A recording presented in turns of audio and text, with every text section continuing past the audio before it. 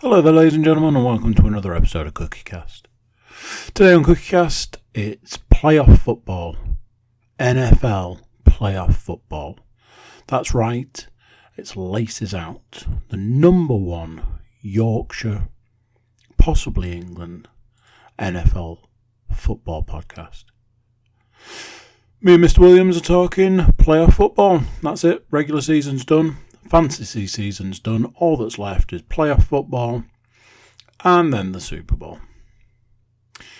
If you are checking us out on YouTube, looking at our lovely faces, you could be a lovely person yourself and just click that subscribe button. Helps the channel massively, helps us, and obviously further down the line, that'll help you guys. So here we go. This is CookieCast, Laces Out.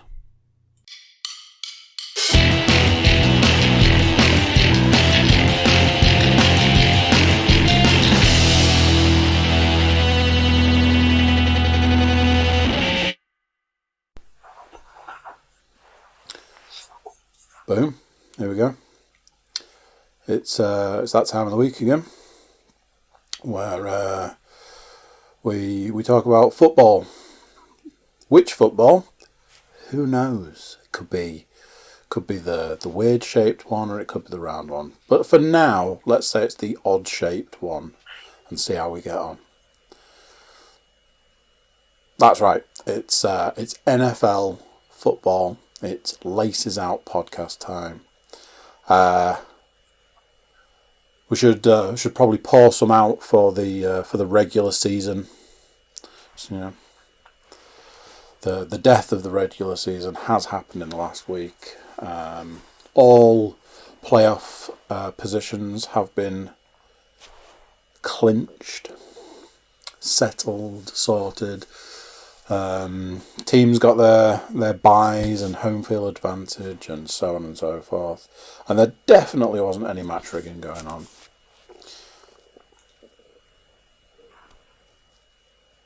So yeah, we'll get onto it obviously, but I hugely disagree. You massively disagree. And I'm fine with that. I mean, I don't think it's suspicious either. We'll start things off the way this is clearly already going with this guy.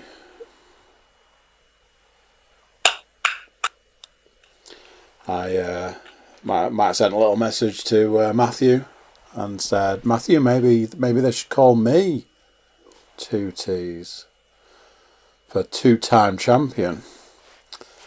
That's right. In the little league, in the wee league, I went up against Mr. Robert Rafton, as I did in the big league, and managed to take a little victory on that one. So for a second time, I have become league champ.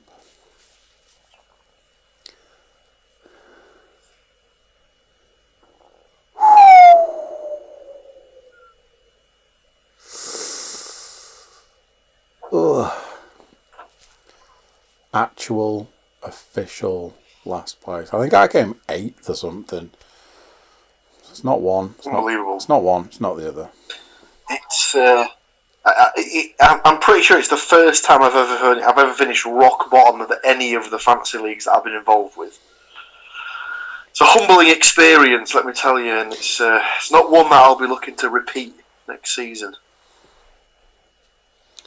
Well, same old, isn't it? Everybody's got to win, everybody's got to lose. In every game there's a winner and a loser, so... True that. Just ask the Dallas Cowboys. There was a new name inscribed on the trophy of the big fantasy league. Congratulations goes out to first time winner Philip Walls. Indeed. Once of this parish. Indeed. Big fan of that. Written himself into York League style folklore with his win. Mm-hmm. So congratulations, Phil. You'll have to let me know what it feels like. Yep, congrats, Phil.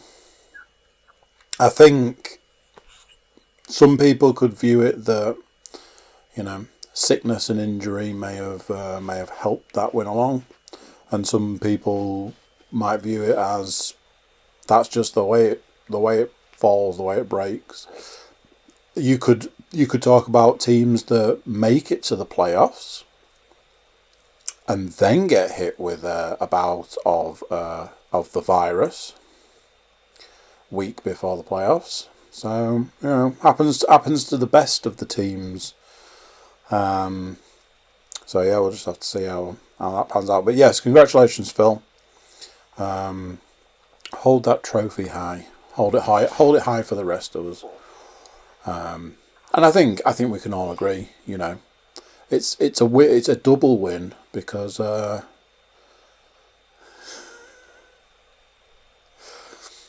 it was Phil that won it, and not anyone else who might have won it before. And I don't mean Mr. Forrester Gray. I think we all know who we're talking about here. Wow. A thinly veiled shots fired. Wow. He knows I love him, and he knows how much I appreciate him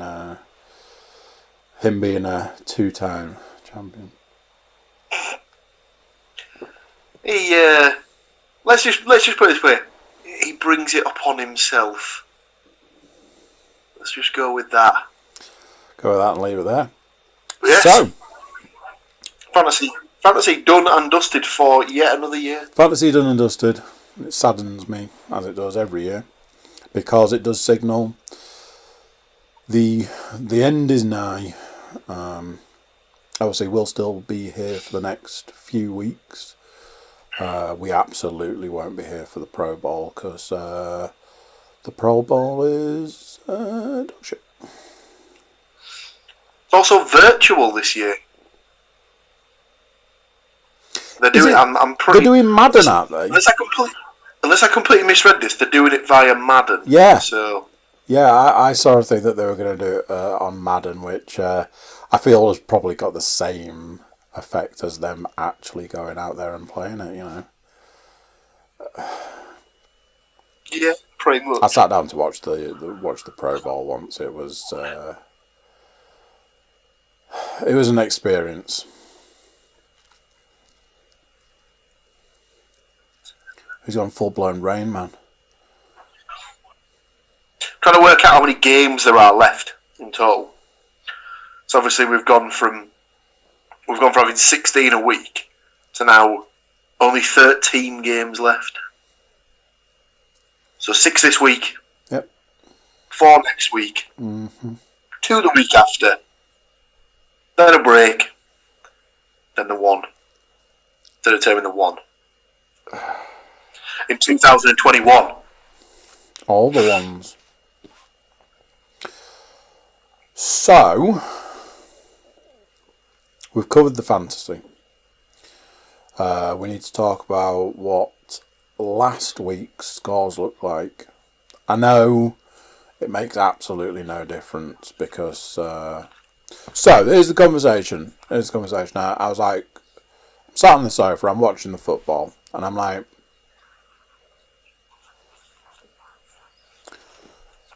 Do you know that you've won the predictions in the league this year? No. Cool. That's that. Yeah. So yeah, you won, and that's with a week to go because nobody could catch up. So that then turned into a conversation where I was like, so here's what I'm thinking. I'll try and get the picture because it was a visual thing. Did I keep it? I bet I didn't keep it. I didn't keep it. But a quick search. Oh, there we go. So I was saying that she should have been on the podcast today, and she should have been dressed like this. Oh dear. Or the obvious would have been He should have come on dressed like this. As soon as you said it, I was like, he's definitely picking up the Fitzpatrick wearing Jameis Winston's clothes. So for anybody who is listening to the podcast, do yourself a favour and do a Google image search for DJ Dad, and then you probably want to put Tom Segoya after it, and just check out his outfit. Or treat yourself to doing a Google image search for Ryan Fitzpatrick, and just look for him in amazing sunglasses with his chest out. So I was saying she should have come on in some kind of like hat, sunglasses, big fur coat situation, and put us all to shame. But it wasn't meant to be, I'm afraid. She's exhausted herself producing a hell of a lot of stats for the week. But outside of that, did anybody claw any points back? Well, Andrew, as you're aware, there were 16 games to predict, so therefore a maximum of 16 points up for, 16 points in the grand scheme of things. Obviously only 1 point from a week perspective, so coming bottom of the pile with only 10 out of 16 picks correct, not ending the season on a high, it was me. Really? Second last even, with 11 out of 16 picks correct. She's getting better. It was this week's guest. It was Amy. Well done. Then with 12 out of 16 picks correct, it is the tired one herself, Leanne. Therefore, taking the win for the week and getting himself an extra point back, it is Mr. Cook. Too little. With 13 out of 16 correct. Too little. Too. He was only let down by the Steelers against the Browns, the Cowboys against the Giants, and the Chiefs against the Chargers. Yeah. I'm prepared to accept that loss. Obviously, you know, the fix was in the Steelers Browns game, as we're well aware at this point. Yeah, we'll get onto that later on, but there is absolutely. So all that does for the overall. Go on. We'll come back to it. You know, we're going to get into that game. Fair enough. So what it does for the overall season standings, the guest finishes the season on 2.5 points. Next we have myself on 4 points. Yourself on 5 points. And as we said last week, Leanne takes the win with 6 points. So well done, Leanne. Well done. Now, the question is I'll just, whilst I cover up my sort of picks, do we roll over the points or do we start again from a fresh, with the postseason being a sort of a secondary competition, if we will?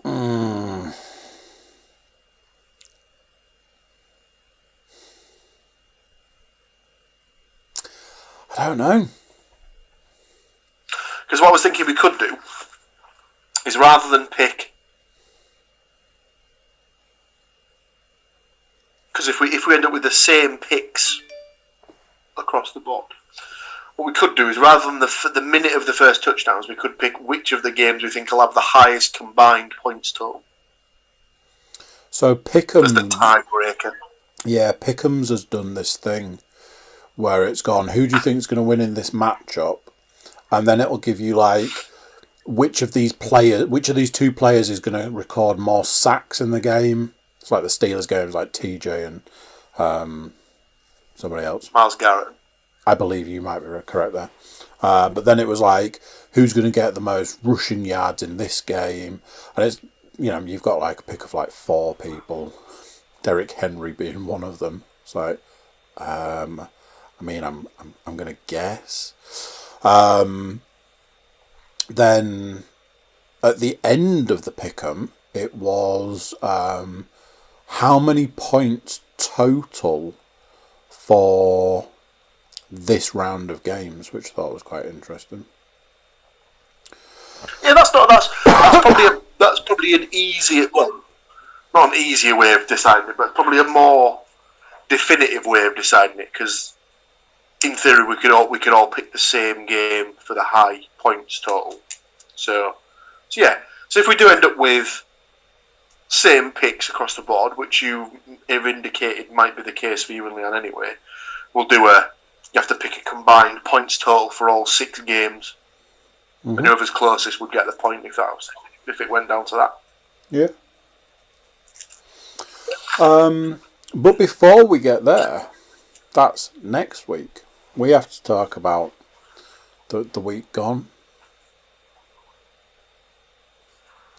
So, as previously mentioned, the Stats Mistress was beavering away to bring us what may be the last stats. Certainly the last stats of the regular season. Credit goes to Nate Davis of USA Today, but I think we know where the real credit lies on this one. These are the NFL stats for week 17. Number 1. I've got a little frog action going.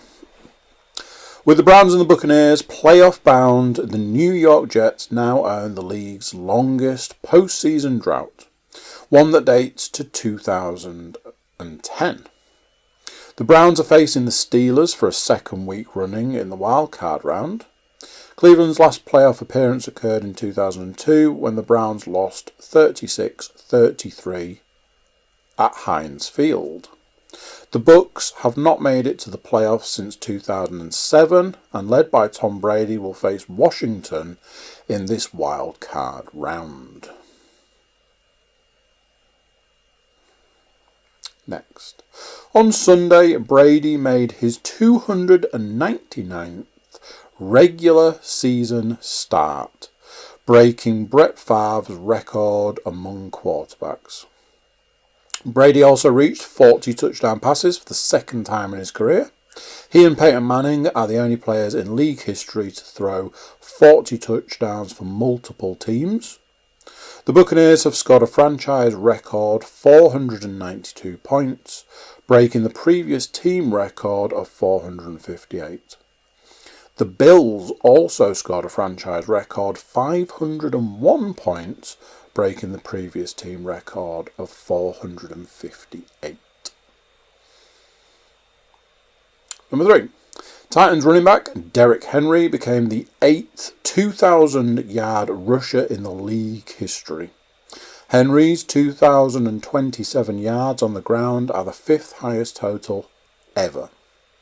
Henry became the first man to win consecutive rushing crowns since Hall of Famer LaDainian Tomlinson did so in 2006 and 2007. Number 4. This one's a long one. Baltimore could set up for a redemption tour. The AFC's number 1 playoff seed last season, after going 14-2, the Ravens were a one-and-done postseason flameout, losing their opener 28-12 to Tennessee. But after winning their 5th in a row to end the 2020 campaign, they enter the playoffs hot, starting in Tennessee. Titans versus Ravens could be the best playoff matchup of wildcard weekend. Both teams have devastating ground games and are arguably best positioned to trip up the Chiefs in a keep-away style offensive approach. Number 5. Baltimore's Lamar Jackson is the first quarterback in league history with multiple 1,000-yard rushing seasons. The Ravens rushed for 404 yards at Cincinnati, making them only the second team to surpass 400 in a game during the Super Bowl era since 1966.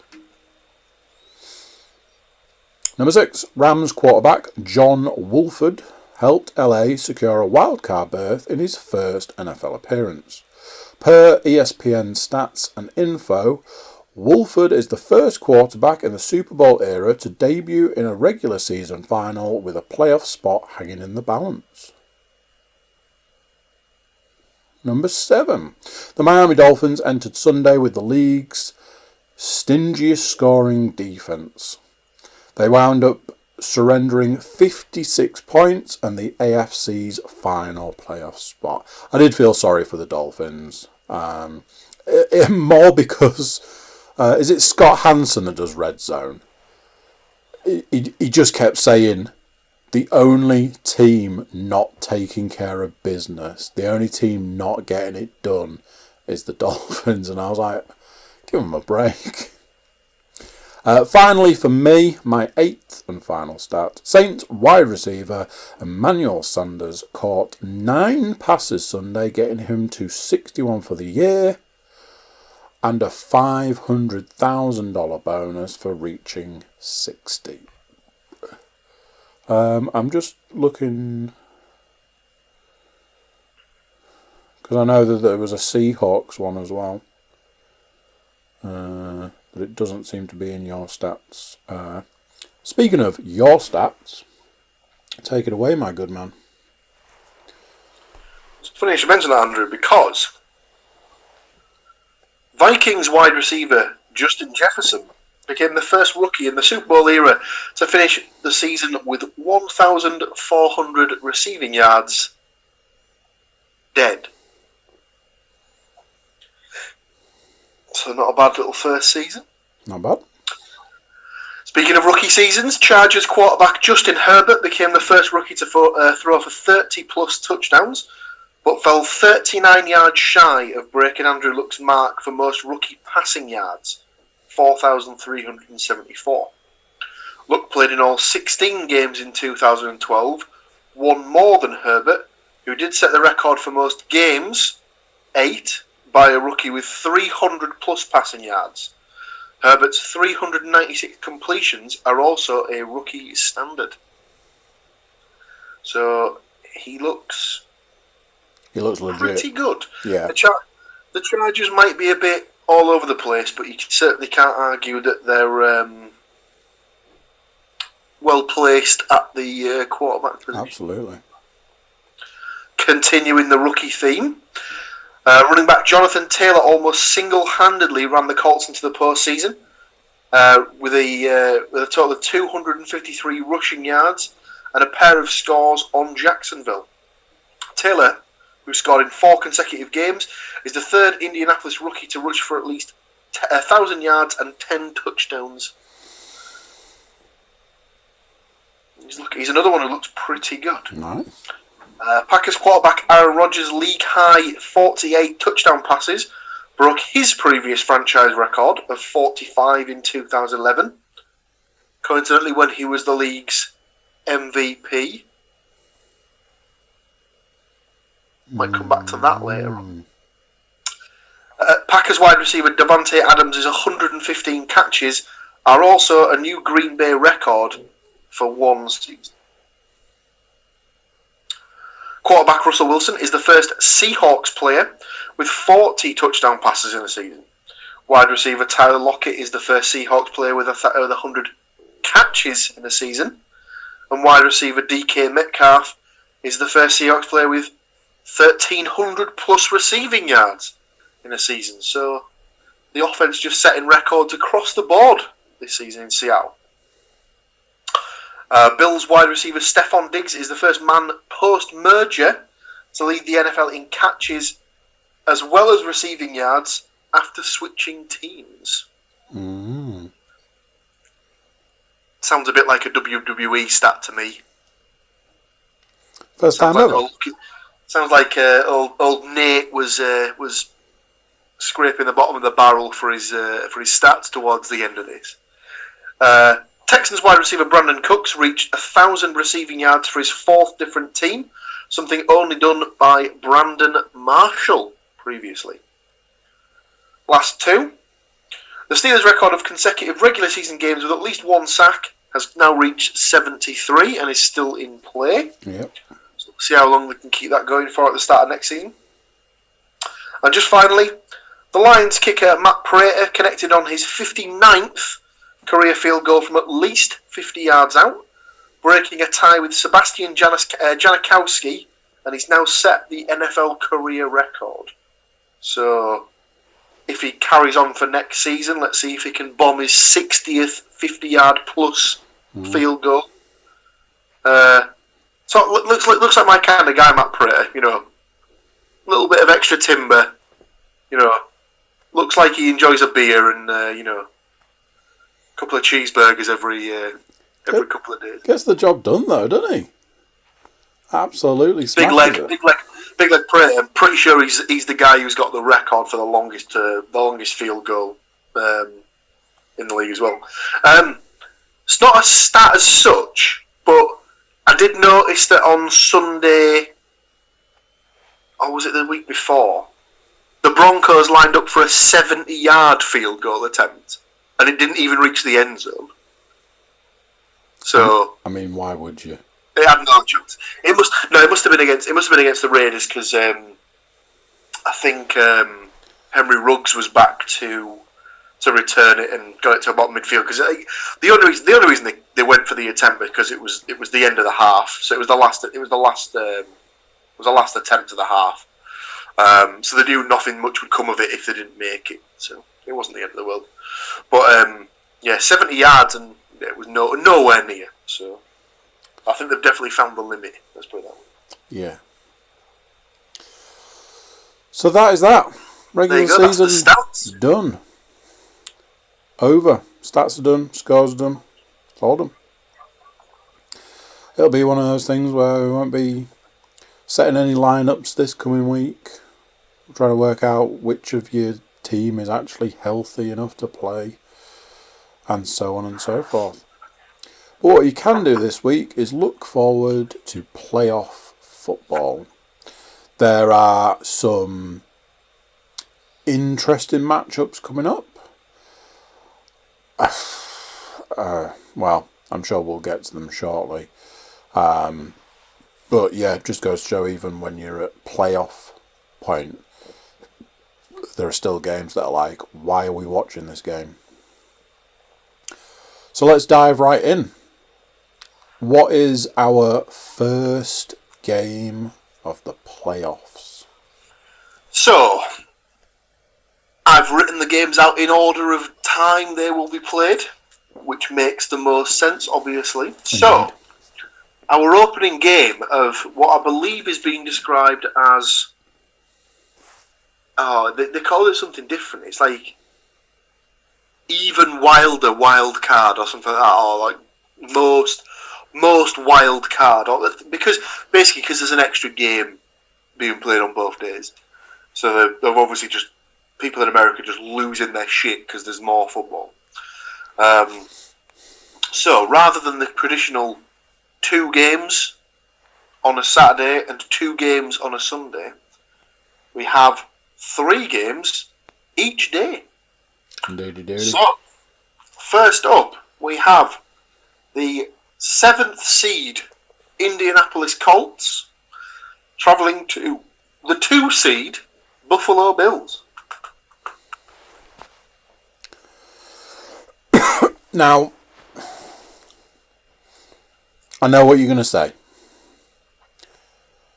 but hear me out here. Go on. Surely there is no other outcome in this game than the Bills walking it. Well, personally, I think the Bills will make the AFC Championship game. So I've gone for the Bills. Myself and the Stats Mistress have also gone for the Bills. I don't see this game going any other way.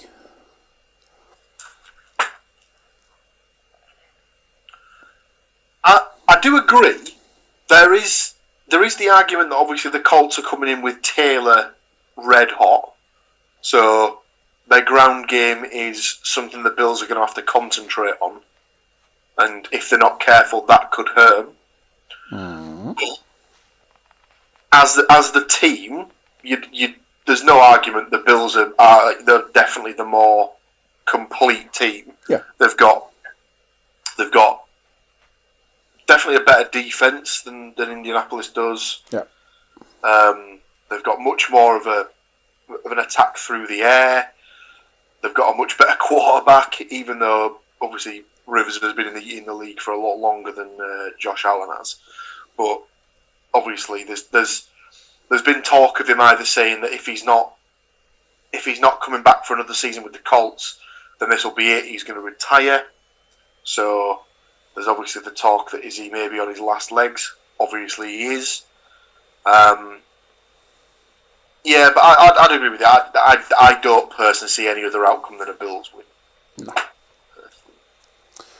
And another thing that might sway in their favour as well is that they've worked out, they've done some, they must have looked at some of the stats for infection rates in Buffalo, and they've managed to get it to a position where they can actually have some fans in the stadium for the game.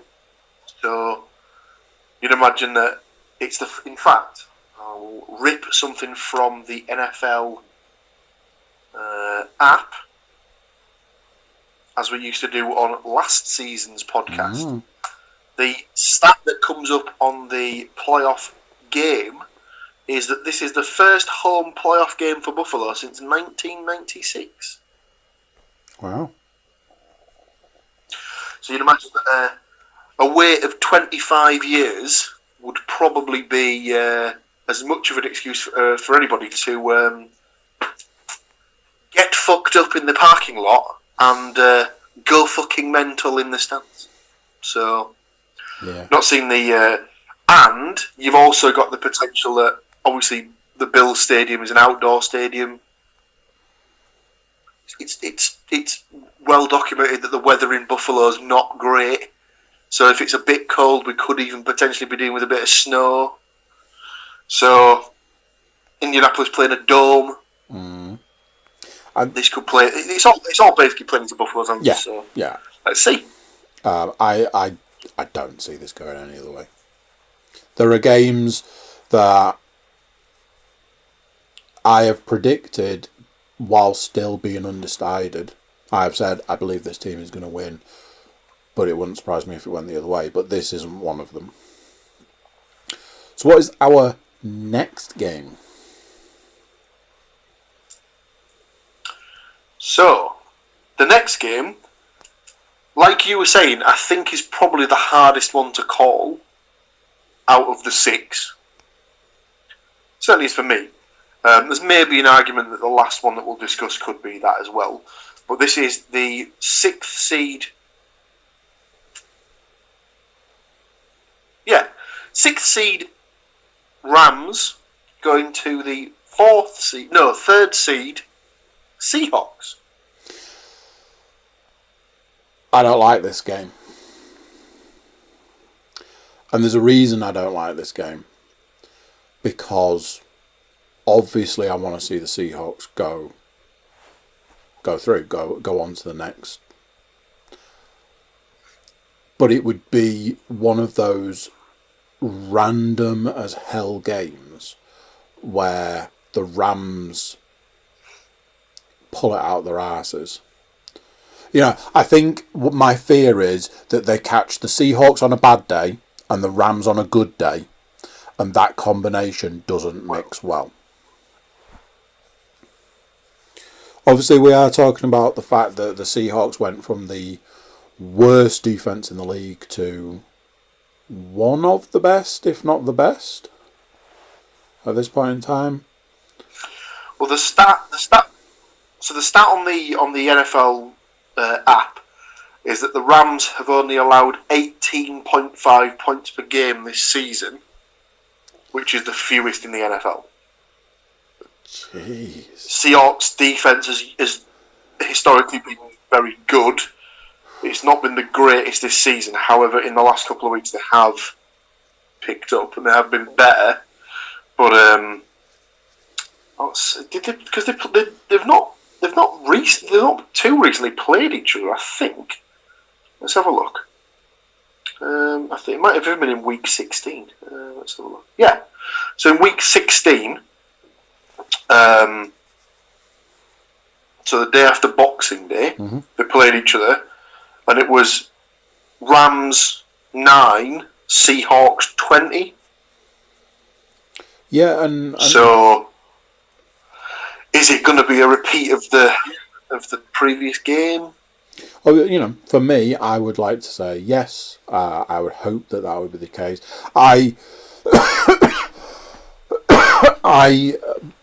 Being a Seahawks fan, I want to see the Seahawks go further through this. Is this the year to see them back in the Super Bowl? I don't know. But I certainly don't want to see them go out round one. And for want of a better way of putting it, I certainly don't want to see them going out to the Rams. So, myself and the Stats Mistress have gone Seahawks on this one. But we had a conversation about the fact that this could easily be one of the upset games.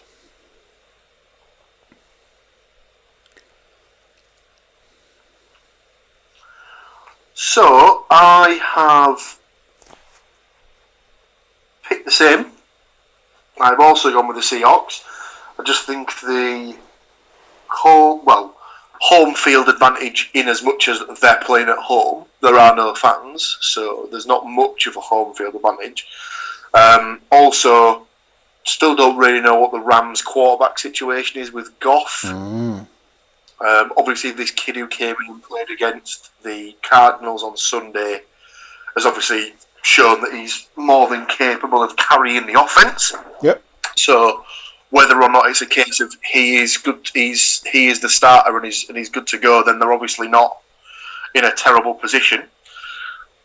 So we'll just wait and see. But I think the Seahawks will have just too much for the Rams.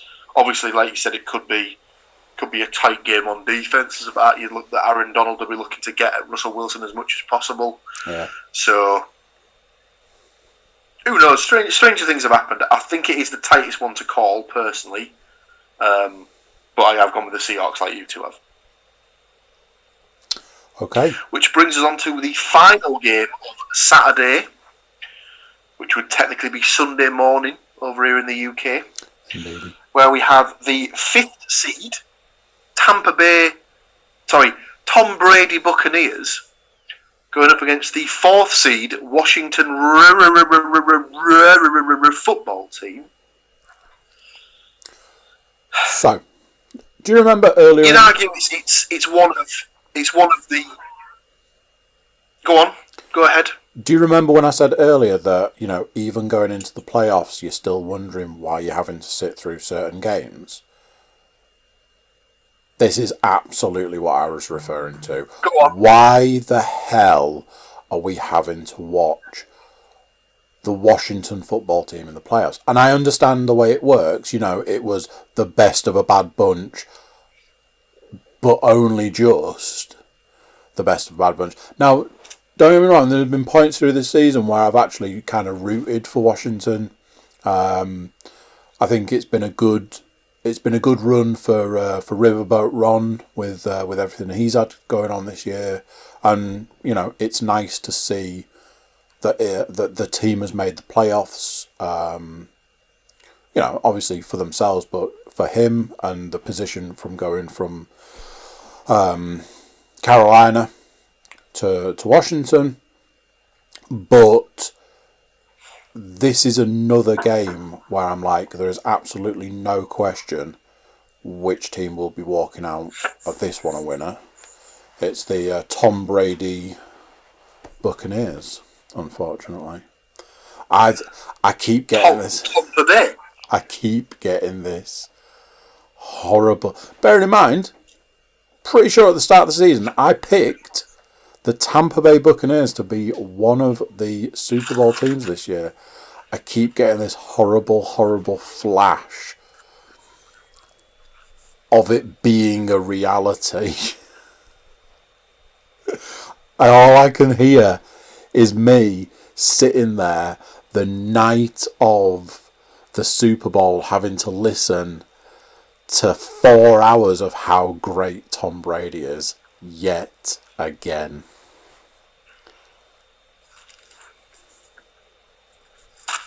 But in case you hadn't worked this one out, I've absolutely gone with the books for this. And Matthew Moore will be loving it because also I believe the Stats Mistress went for the Tom Brady Buccaneers as well. It's all about Tampa Bay, baby. I unwrapped my. I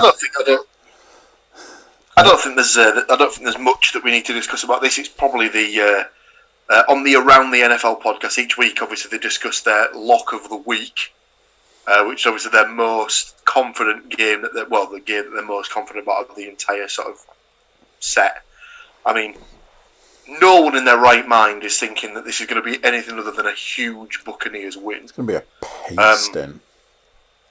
The only thing that might be sort of in Washington's favour is that if Chase Young can get at Tom Brady, then he could make him look a bit foolish. Let's put it that way.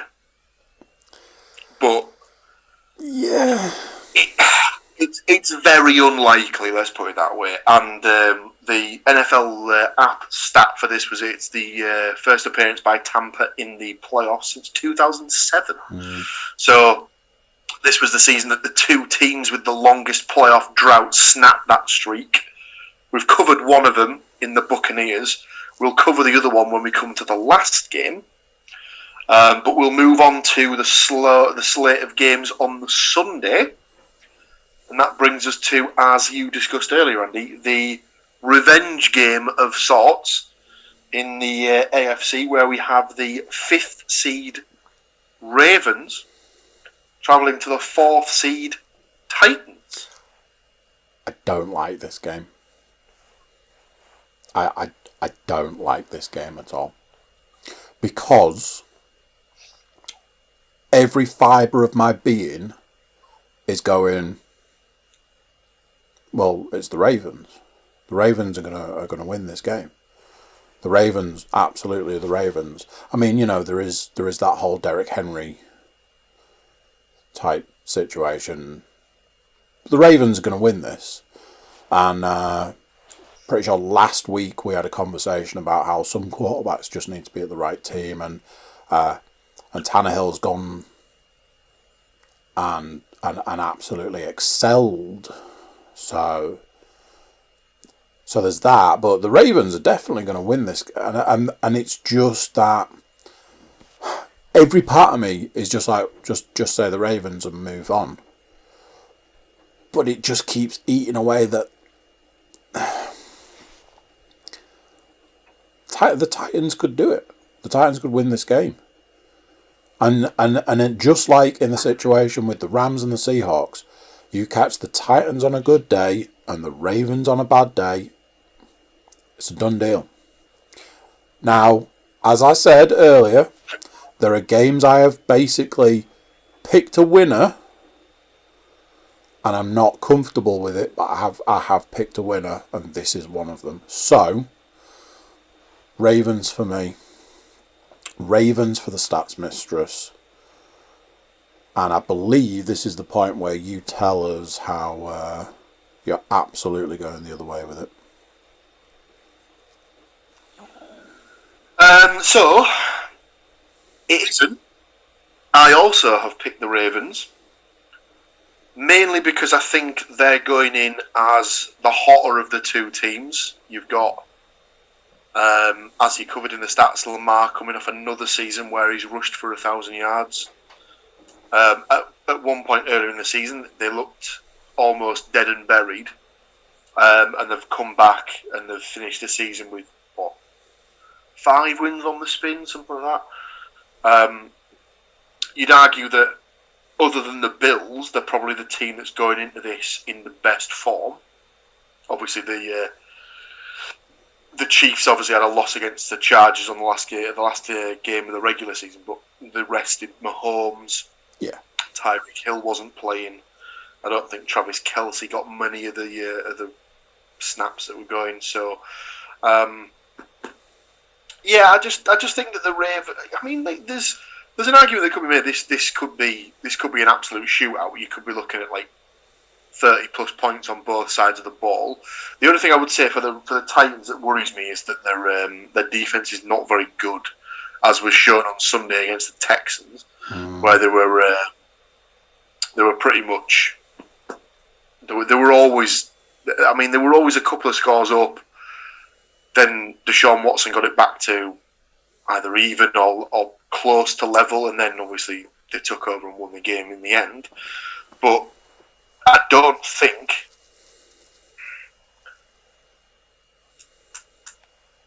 they're not that sort of team. Like, obviously with the Chiefs, if you score against the Chiefs, you're always going to look at the Chiefs are going to just be able to get back into it on the offense, because they're just going to, like, every time Mahomes has got the ball, you'd argue they're going to end up with as a minimum 3 points.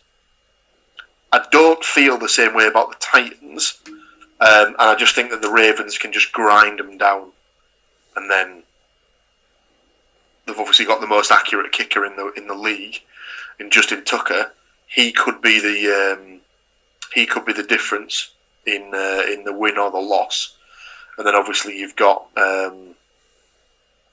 Derrick Henry on one side of the ball. You've got Mark Ingram. You've got J.K. Dobbins. The Ravens are probably. It's weird to say in a game where Derrick Henry's on the other side of the ball, the Ravens are probably the healthier attack in the run game, which is bizarre to say. Yeah. But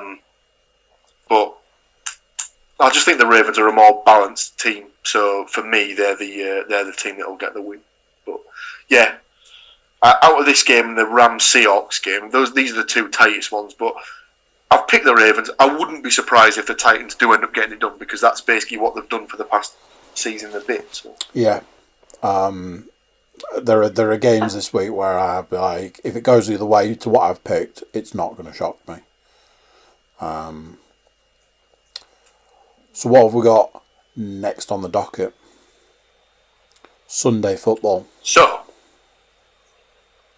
next up, I didn't give the stat, did I? I didn't give the stat from the app.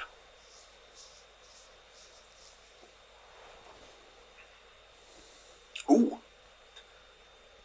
could be a game changer. The stat on the NFL app is that the road team is 4-0 in postseason matchup history.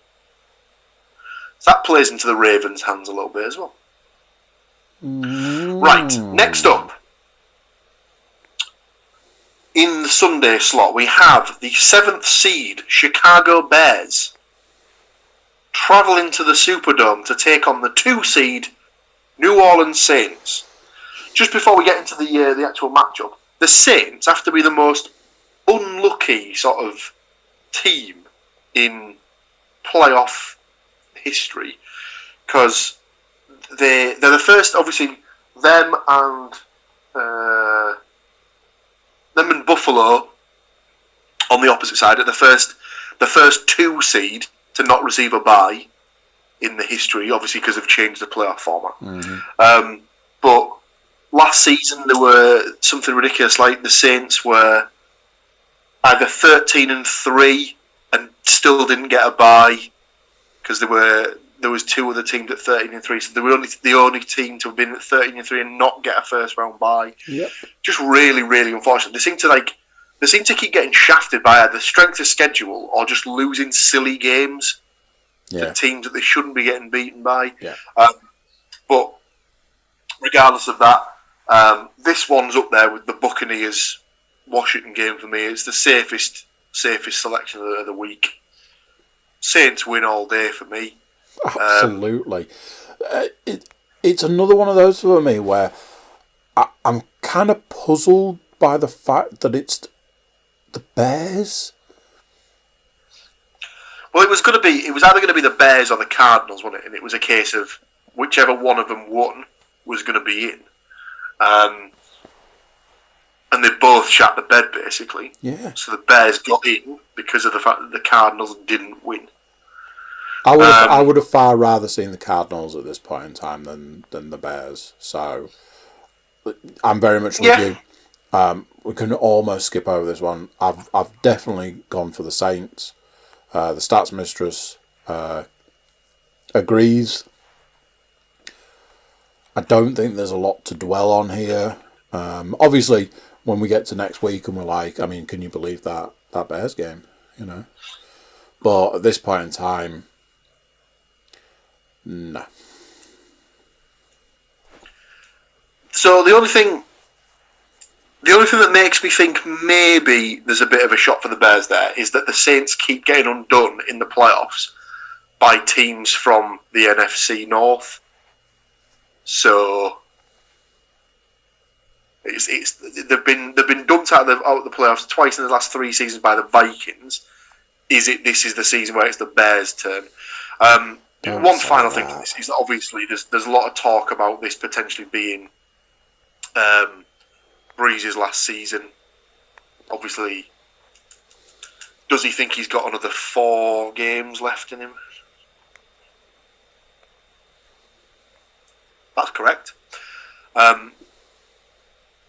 Or hopefully, from a perspective of he's arguably one of the best quarterbacks of all time, I really hope he does. Yeah. Because I think everyone that watches, unless you're a supporter of the other teams, you'd like to see him go out on his shield, you know, with another Super Bowl win, another ring to add to his collection and stuff like that. Yeah. So I think the sentimental favourite in this will be the Saints for the Breeze factor, but who knows? Let's see what happens and stuff like that. But yeah, like you said, Saints win all day for me. Yeah.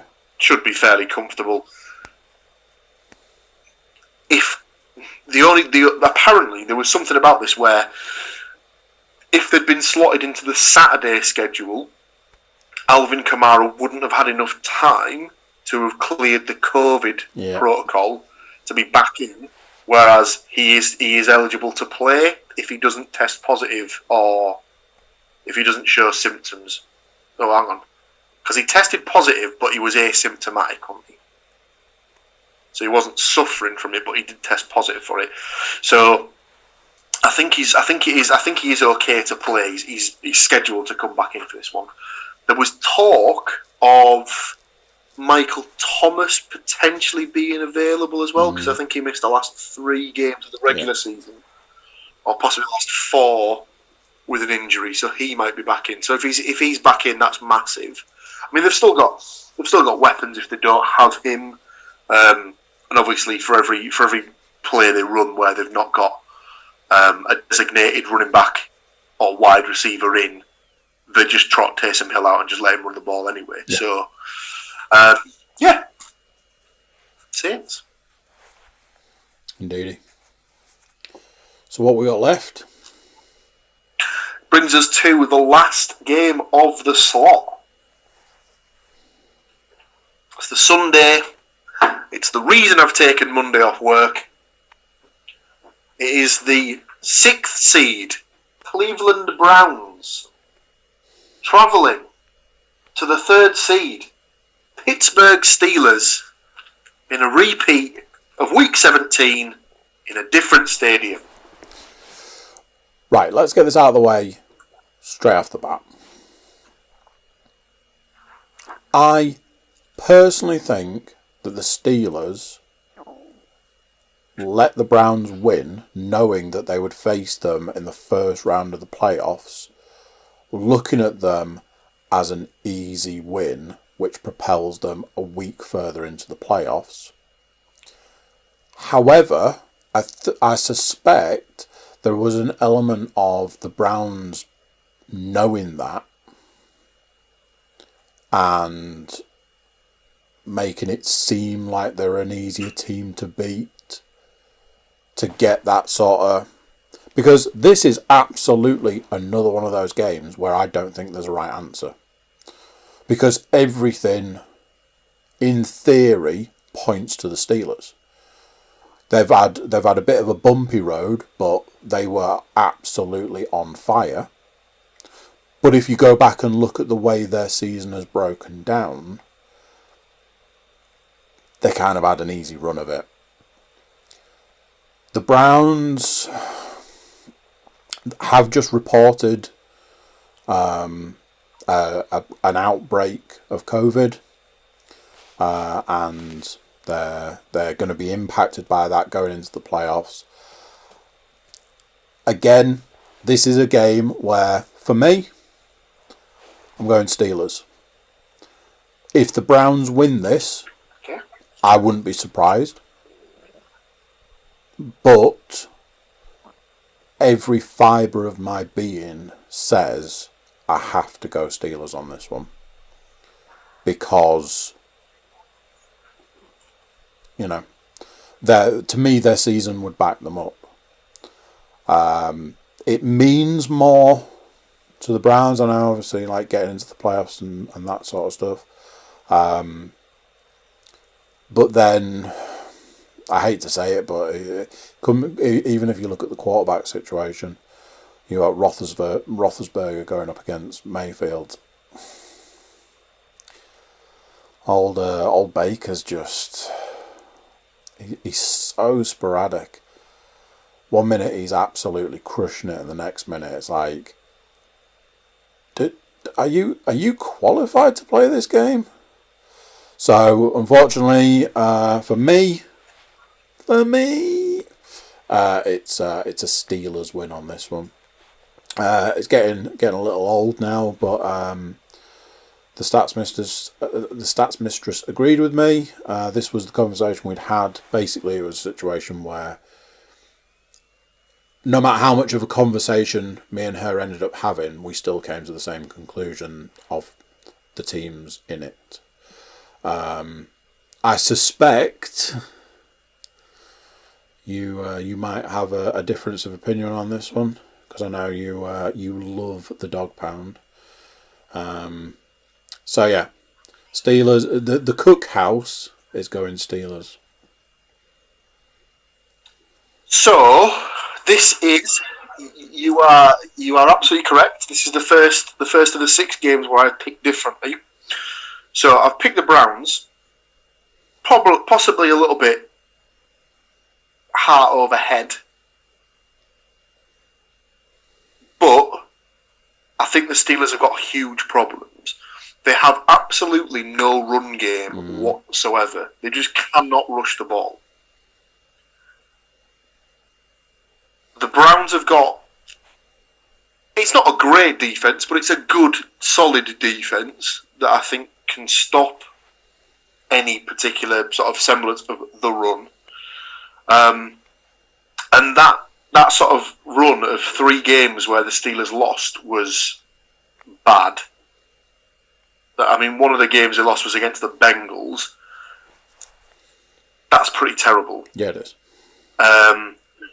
Roethlisberger, I kind of lump him in the same category as Rivers, in that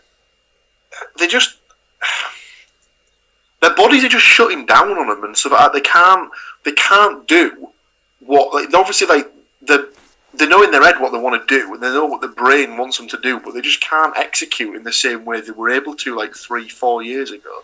Yeah. So I just think that the Browns are going to want this so much. Not that the Steelers I'm not saying that the Steelers players won't want it and stuff like that. Obviously they will. They're professional athletes at the end of the day. But I just think that the Browns, even with the COVID stuff, obviously the biggest miss for them will be the head coach. Kevin Stefanski's going to be missing because he's tested positive. Mm-hmm. At the moment, I don't know, because the thing that came out the other day was that he, along with two coaches and 2 unnamed players, had tested positive. So I'll see if I can find what it was. Just going back to the Bears-Saints, the NFL app stat for that particular game was that Chicago's lost 6 games straight versus New Orleans. The last time they beat them was 2008. Oof. So another thing going against them. Yeah. Right, Browns. Let's have a look.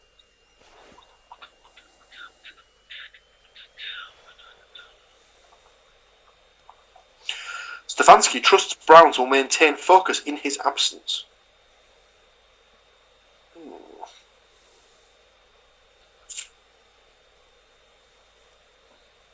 No, it doesn't say. It just says that Stefanski had tested positive, so he can't go to the game. Mm-hmm. Stefanski among 5 Browns to test positive for COVID. Let's have a look.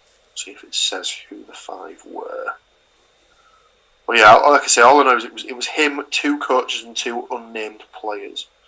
So we'll see if it updates, if it ever loads. Mm.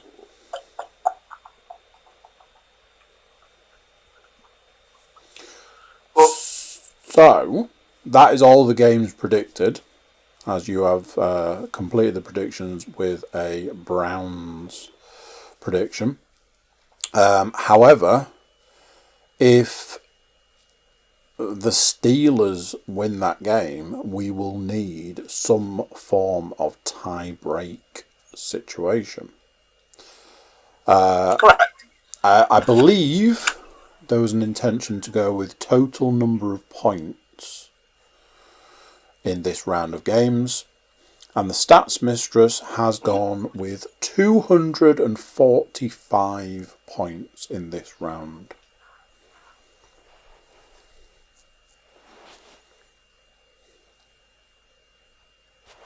And okay, I will just double check, but I'm pretty sure I have already. Just double check. I don't want to tell no porky pies. I have gone with 230 points. Okay. So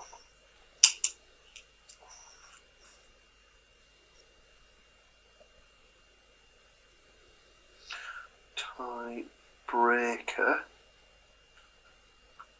if needed.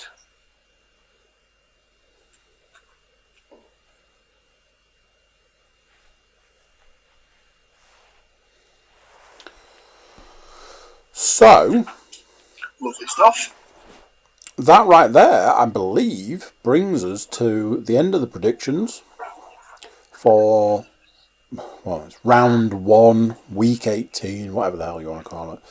Playoff football, ladies and gents. Wild card round. Football. Wild card. I know that's wild cat, isn't it? Yeah. So, this time next week, the pitch will look even tighter than it does now.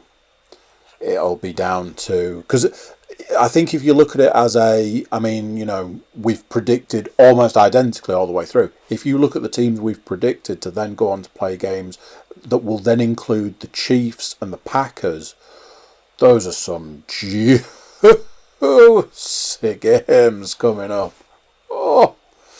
You know, it's the games where it's like, well, whether the Ravens or the Titans win, whoever they go up against next, that game is going to be... Whew. So it's games like that. So, lots of juicy football to look forward to. Anything else from you, sir? No, nothing from me.